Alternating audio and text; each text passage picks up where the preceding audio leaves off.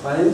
I'm very glad to be here. It's my first time in Budapest. I arrived just 50 minutes before, so I'm very happy to be here. I could already see the construction sites. The city is getting ready for me to arrive. It's so nice. And I'm happy to be at the MOME. Perhaps you have already been informed that the University of Arts in Karlsruhe, where I am coming from, is a new sister of your school, because Kinga German, she initiated the Erasmus exchange program with our university, and so I'm kind of the, how you call this, the test figure, the dummy that is being sent here to say hello, to introduce our school. Unfortunately, I haven't chosen the happiest theme to introduce what I'm doing, but as it is my PhD project, we all have to cope with this. And just for you to know, I'm the first to come here. We already have one student of yours, under I don't know yet know how to pronounce the name. She's already in Karlsruhe. And so we are happy that this exchange is now rolling. So I'm here in this program of, we call this staff exchange. And I'm happy again to be able to present to you what has been the research of 6 years now of my PhD. So actually it's very stressful for me because I have to finish the PhD now. I am revealing to you what has been occupying all my mind since many years, and probably I will be totally destroyed after this presentation, or I feel good. It depends on how we get into the discussion. So actually what I have been preparing for you, because I didn't really know how long I may speak, is a collection of 90 images, which is far too much to get through within this first part. We have two parts of this in this morning. The first will be some entertainment coming from me. I'll show my PhD, some structure, some images, getting through that in a quick way. And in the second part, after you had some rest, perhaps some coffee and some fresh air, you could open some window too, so you get all some oxygen for thinking with me. And then we will go through a text that I have been sending around. Perhaps some of you know it, some of you don't. Doesn't matter, I will get through the text with you. It's written by Boris Kreuz, and this text is a hallmark for my studies, because when I found out about that in 2005, it was kind of the initializing moment why I would be occupied with this theme. As the title, which you could read, can you read it in the back?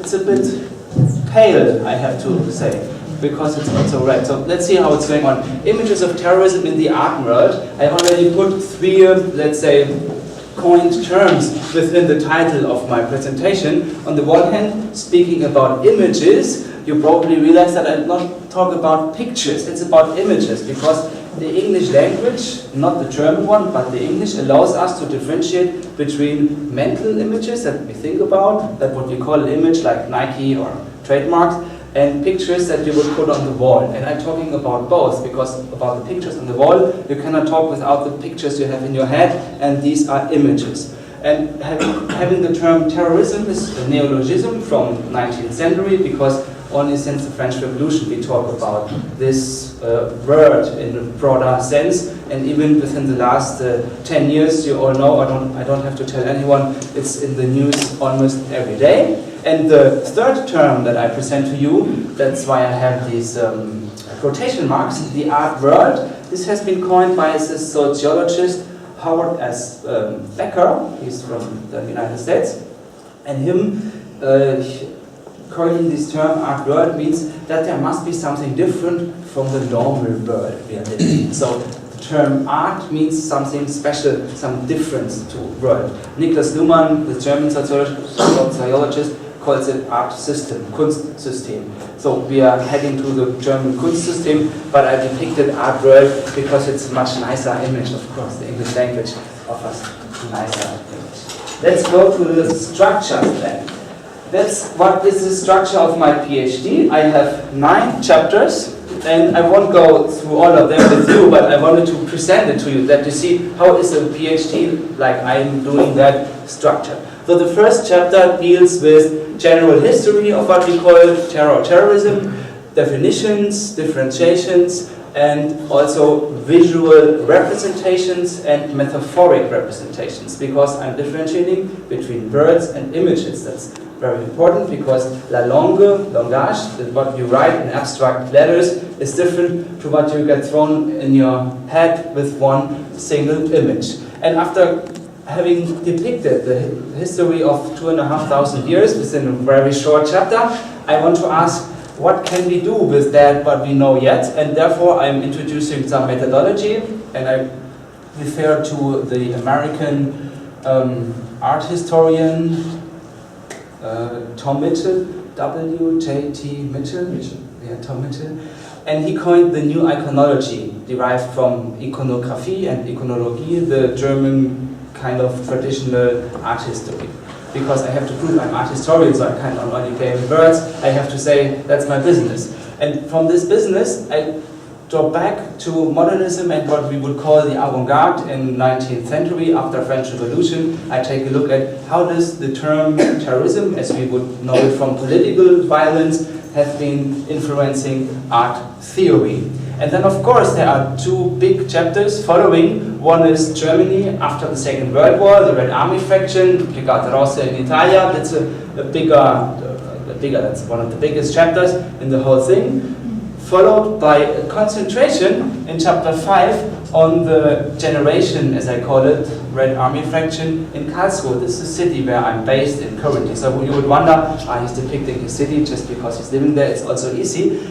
You might be right, but coincidentally what I didn't know before I started my studies is that the third generation of German post-war left-wing terrorists came from the city or from the region of Karlsruhe, from Baden-Württemberg, and Protestant people that have been influenced by left-wing thoughts, and they joined the Red Army faction in the 80s. And that's why the city of Karlsruhe has been the focus. Also, we have the highest court in Karlsruhe. Das Bundesgerichtshof und Bundesverfassungsgericht. So it's really the highest institution for law in Germany, and there have been some attacks and assassinations committed in our city. That's why I have to put this into a special chapter. Also because there are the Angehörigen, those that have lost members of their family within this cultural battle, you might say. There are those that have children that went to be terrorists, and there are those families of the lawyers or the judges that have been killed. So they're still alive, and it's a kind of a tension within the city. If you talk about that, like I am doing, and so I have always to differentiate with whom I'm speaking in Karlsruhe. The next step would be chapter 6, what the general research in terrorism would call the new terrorism after 9/11, because some strategies of how you act after political violence have been changing. And concerning this larger chapter, I have a shorter one, chapter 7, which deals with the very special figure, Osama bin Laden, and enemy images, how they are constructed within the art history in general. And to conclude, I would introduce the way of art exhibitions dealing with this theme, and therefore I put up my thesis as saying culture might be kind of a counter-terrorism strategy, and it's continuously going on, and it's unconsciously being used in a way of redefining society, sociology, and cultural terms in global relations. So the last chapter which I'm writing on, that's why I can't present it to you today, it's only done in the next week, and hopefully I have time today. It would be why we don't talk about the neo-Nazi movement in Germany, why it's so much put down at the moment. We have the big discussion, that we have the process going on in München at the moment, but actually it's not getting into the arts in a way. I want to ask why. But perhaps you can talk about that in the last part. I will start with chapter 1, get to chapter 2, and present chapter 5 and chapter 6 to you in the next 60 minutes with very quick steps. So if you have any questions, you just wave your hand and shout aloud, and I try to answer.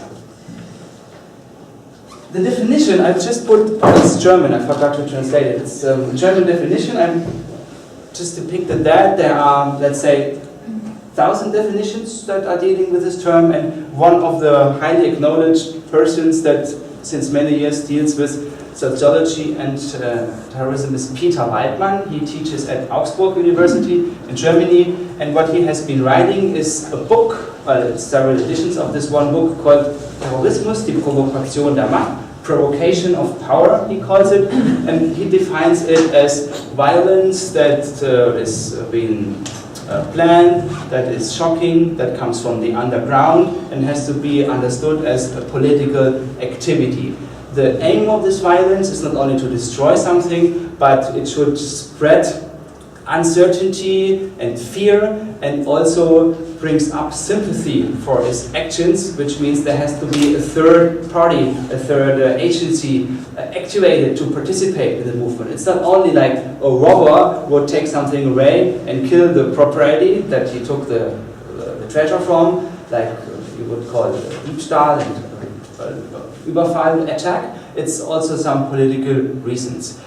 This underground terrorism, or insurgent terrorism, as Peter Waldmann calls it, has to be separated from what we call state terrorism, like the German Nazi regime, the Régime de la Terreur, and the Gulag regime, which is a state system that is established really nationally and run by special forces like the SS in Germany. And in the last term, Terrorismus ist primär eine Kommunikationsstrategie. This means it's all about communication. And that's why we as art historians or artists or whatever you are, designers, architects, have to wonder about what does it mean it's only about communication. So therefore, I want to step to the first two images and bringing these very provocative terms. Terrorism isn't just guerrilla marketing in a way. For what purpose is it guerrilla marketing? And this I just bought in eBay in August because I found it in the internet, and I was wondering, what the hell is this?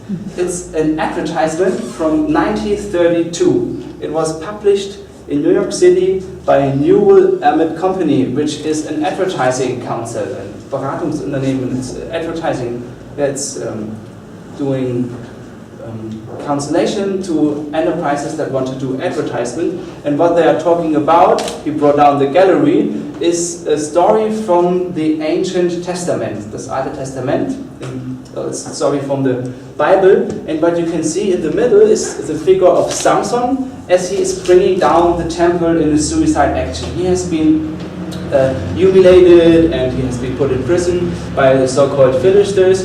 He was all alone, but he was a very powerful person whom God has done power. So the holy power is in his body, and in a special moment when he is being released in the temple, he just pushes down the temple, and everyone that is with him himself will die in this moment. And Arata Takeda, he's a Japanese scientist doing German studies in Germany. And he wrote a book on terrorism in literature, and in one of his chapters, that's why I can depict this with a good conscience, he wrote about Samson as being the first assassin in history of mankind that has been registered in the text that is canonical, like the Bible we would all accept as a canonical text.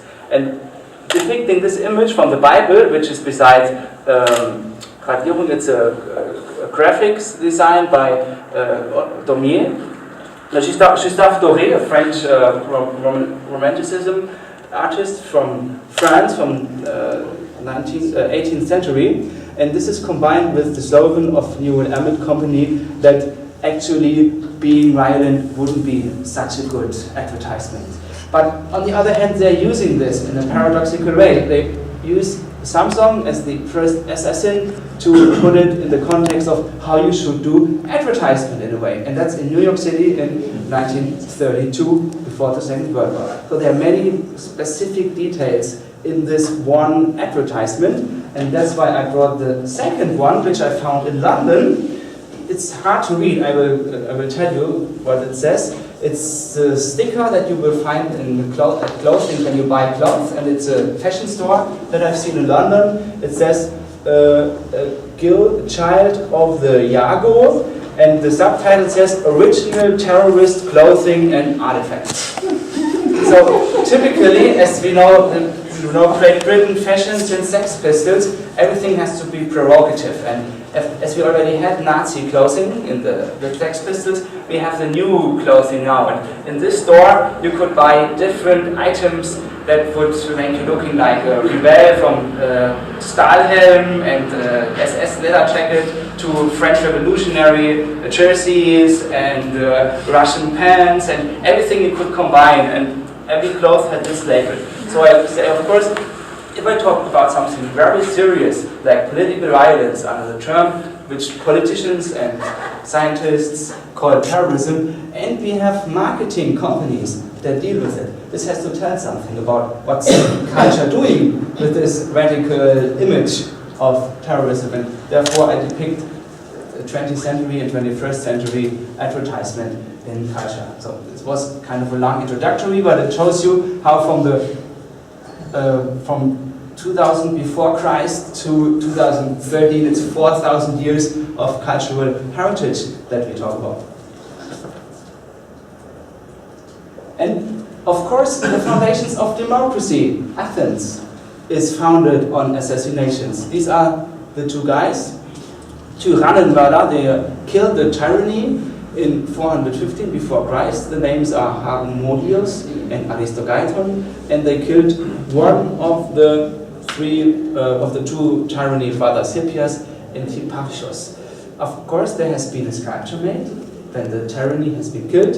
The democracy of Athens has been founded, and when something has been founded, you need a monument. So the two murderers have been not cast in plaster, that's a copy, they have been cut in marble. And the marble sculpture is, of course, it's unfortunately lost, but the Roman copy is in the National Museum in Napoli.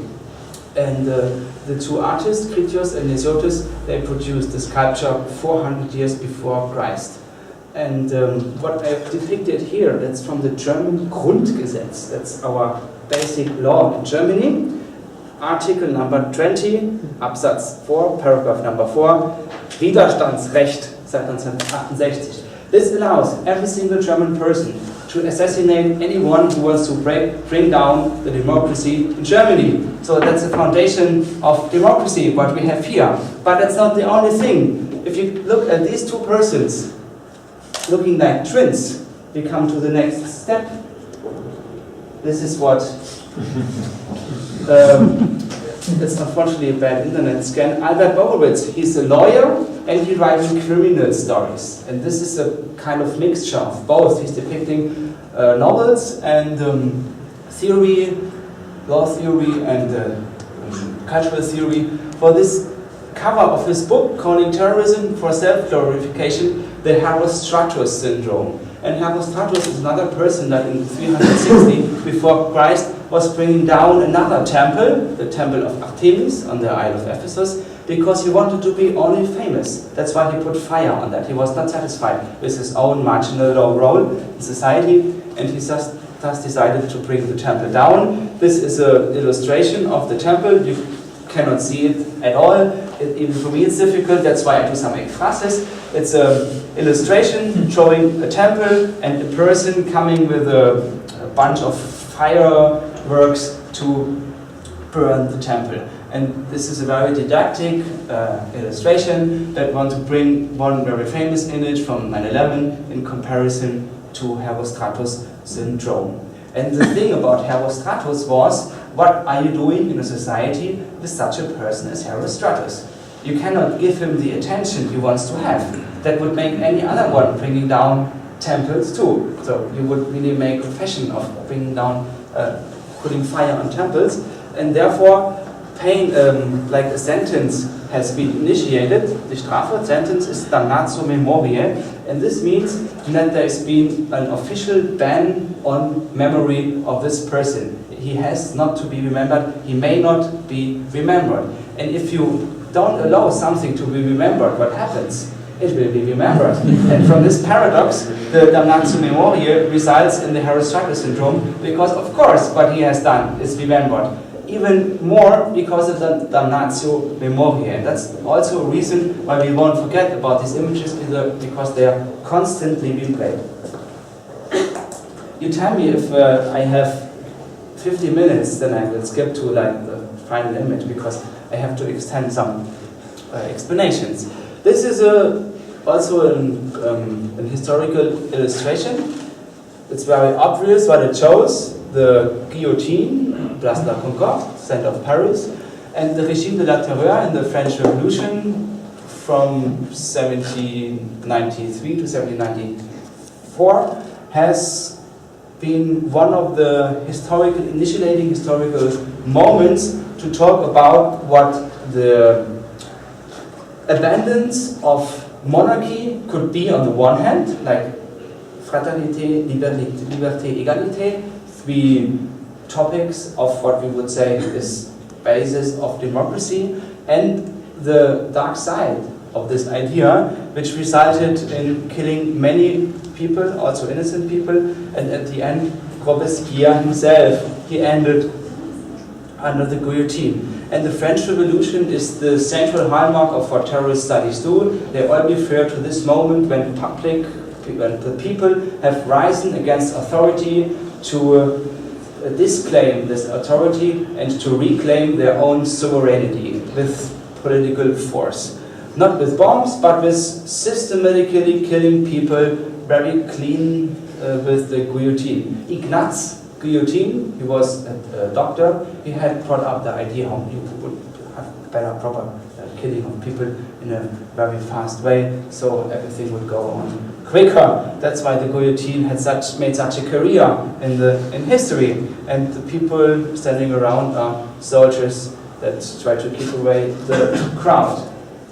So that's the central point, and to go on, in the 19th century we have different discourses on about what terrorism might be, because the way we talk about terror today is very much different from the beginning of 19th century, when the term was brought into the English and the French language from the French Revolution. Like we know from the English dictionaries and from Edmund Burke, who wrote about terrorism that came from terrorism, the French term in France to England. And this is just a small illustration from this English Punch magazine, which is a caricature cartoon magazine dealing with politics, of course, in 1873. It's from the Lexicon of Revolutionary Iconography, and this says between two terrors, so the right and the red one. So you have, of course, the communist idea on the one hand side and the monarchist idea on the other hand side. And in between, there's the governor and there's the liberty, and what should they do in between the red and the right terrorism. So speaking about the images, we are getting to the metaphor now. White metaphors and red metaphors, then we have the brown terror and we have the black one. So everything is connotated as colors and stronger metaphors. Just to show you, already in 1873 the term changed in a way, putting communism and monarchy on two separate oppositional positions. This is the German influence on terrorism and anarchy especially, which should not be neglected at all, because as the French revolutionaries, Mikhail Bakunin and Piotr Kropotkin, they have been crossing Germany to stay in Switzerland and France to spread revolutionary ideas, and this has left its traces in the German subculture. And there's a very famous person standing in front of his printer's office. This is Johann Most. And Johann Most, he was German, political person, he was a writer. Of course, he was anti-royal and anti-state. He was one of the first anarchists. He had to flee from Germany to London and then went to the United States. This is one of his newspapers he has regularly been editing. It's called Freiheit, Liberty. And in this newspaper, he of course tries to motivate people to join the anarchist movement and to commit assassinations or attacks against the proprietors of companies of big industry complexes. And on the left-hand side, which is absolutely not differentiable for you, so I again have to explain the scan of this book by Rudolf Rocker, who wrote the biography of Johann Most. This shows the assassination on Tsar Alexander in 1881, and that's why the police is standing in his office, because in Liberty he wrote that it is great, the Tsar has gone, he has been assassinated. This would be some further step to the freedom of Russia. So the assassination is in relation to the capturing of Johann Most in London. He was released and fled to the United States, where he continued working on anarchist propaganda and also was influencing the Chicago scene. But that's all in the end of the 19th century, where we already don't speak that much about terror or terrorism, but we speak about anarchism, and the anarchist was the one carrying the bomb along. Just to show you, this is the influence from Russia to the United States via Germany and London. What's the next one? Ah, yeah, this is something I found in an auction house in Germany, Van Ham, Kunstauktionen in Cologne. They sold it, when did they sell it? I think 2 years ago. It's an original oil painting depicting the explosion of the bomb that has been thrown on Tsar Alexander. You even see there's no artist indicated, the assassination on Alexander in March 1881. It's gouache on paper. It's not very big, well, I mean 90 centimeter, that's something to put in a salon.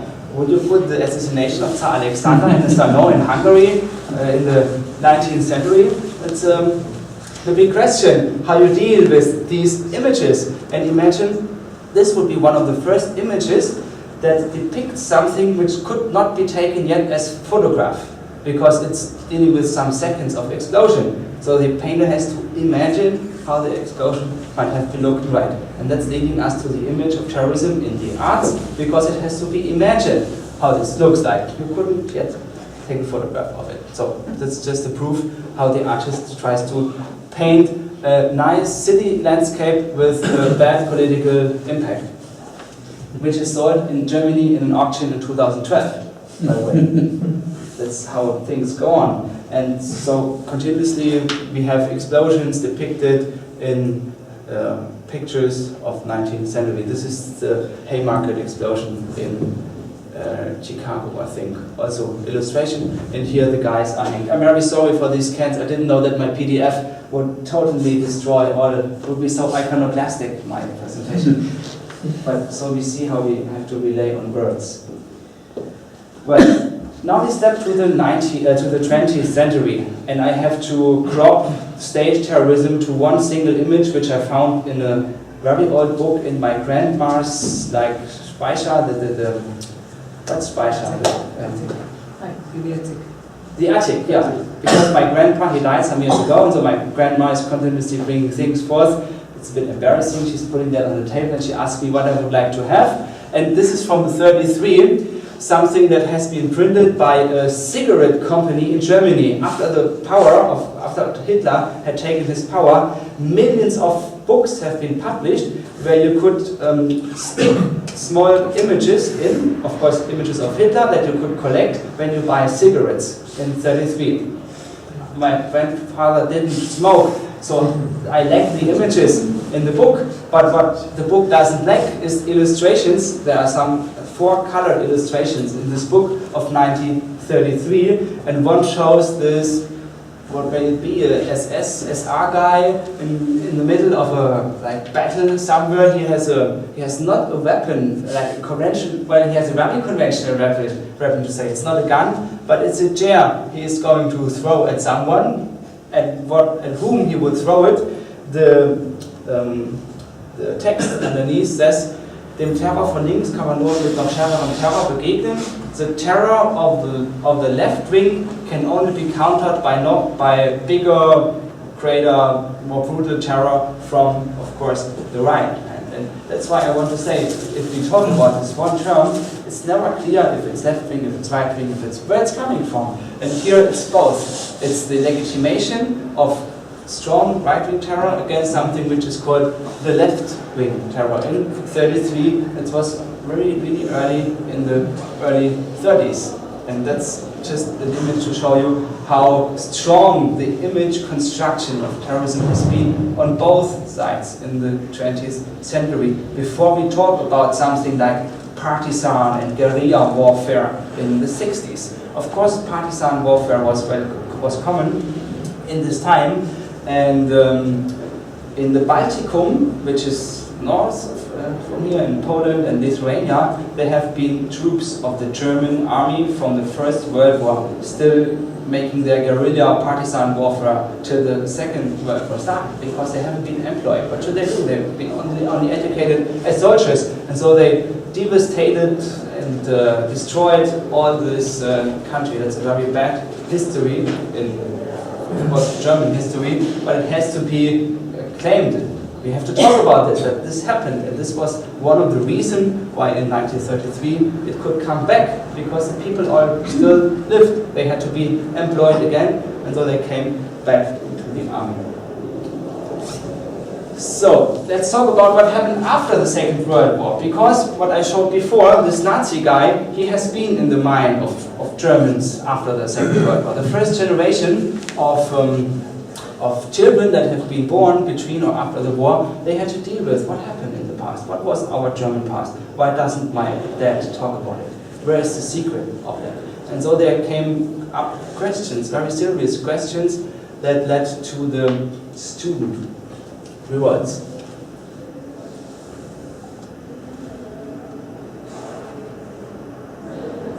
And at least you can read the names and the dates. That's something, isn't it?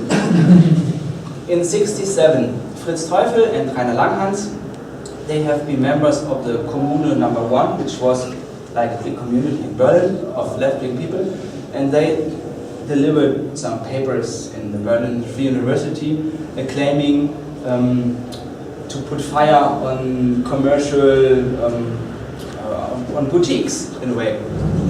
After the Kaufhausbrand in Brüssel, this was initiated in '67. By coincidence, in the city of Brussels, in Belgium, there has been fire in a boutique Kaufhaus. What's the name for Kaufhaus? Does anyone know? The bigger magazine?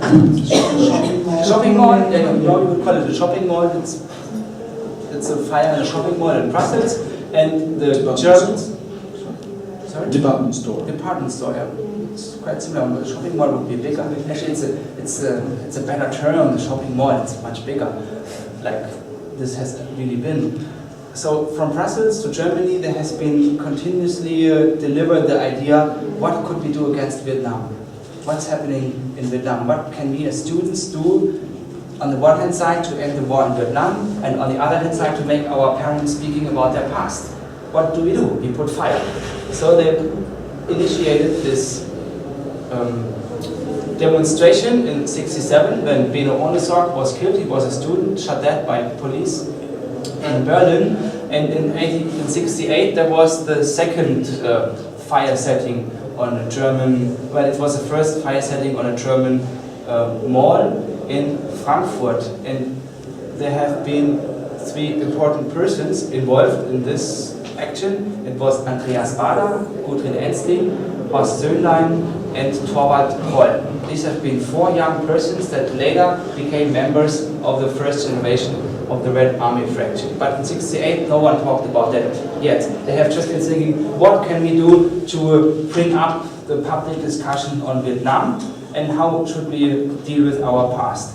That's of course a great paradox, but obviously they have been very serious about it. They put fire, they have been sentenced to jail, and after some time there has been the revision of this sentence. Therefore they have been released, and what did they do? They flew to Paris. And in Paris, Kroll, Bader and Ensling, they lived in the apartment of Régis Debray.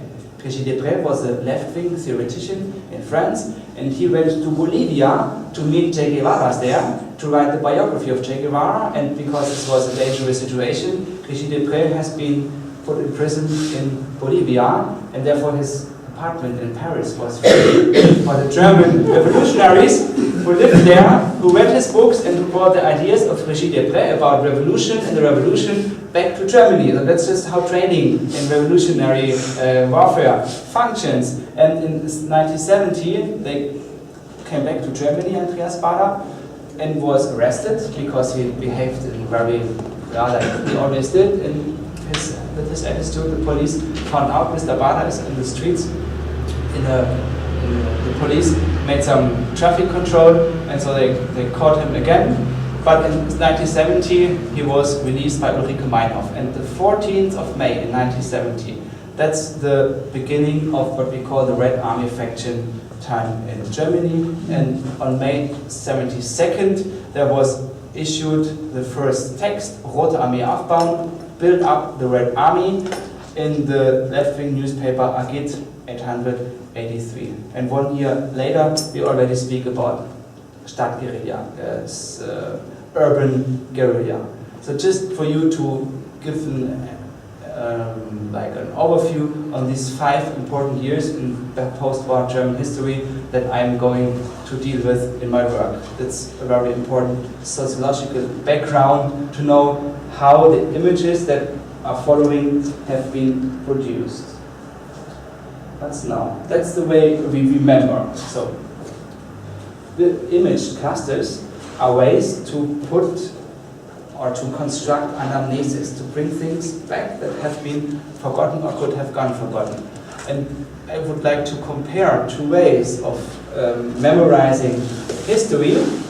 This has been very popular Stern magazine. It's in 2007, 30 years after the Red Army faction, depicting Hans-Martin Schleyer, depicting the Landshut Lufthansa airplane, the posters with members of the Red Army faction, the police in the streets, the car bombs. These are images that form kind of, we would call it image cluster, and they are useful for any remembrance. But on the other hand, 2 years later, in 2004, we do the same with terrorism in 21st century. It's called Der Krieg des 21. Jahrhunderts, the war in 21st century.